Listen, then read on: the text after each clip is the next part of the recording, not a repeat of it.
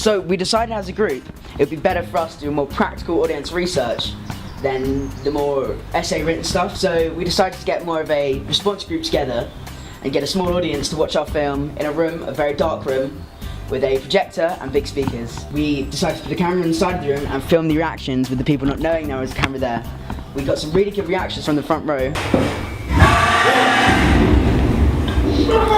He said the jump scare really scared him, and he said this was through like the way the detail was and the way it jumped up. We also asked the other boys in the room about what they thought of the film. They thought the second scare was very good, the way that it was quite shaky and good, so we got some good responses from that. And then we also came up with the idea of asking more individual responses, as people act differently when they're on their own.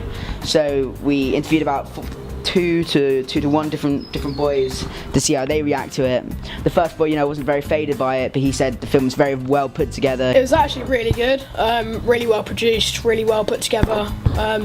Generally a really good film. He obviously knew what he was talking about, but obviously he'd watched a few horror films, so it didn't really scare him, but he said he really liked it, so that was very good feedback for us. He said if we had more time we would have been able to put more scares in and things like that. A few more scares, but it was really good, the ending where it had the girl, the lights went off, it like completely dimmed, and then the girl's face, you just saw blood all over it. One point it was just normal like this, and then blood over it the next. But obviously we have to stay to the time restrictions. The second boy who filmed was a whole different story.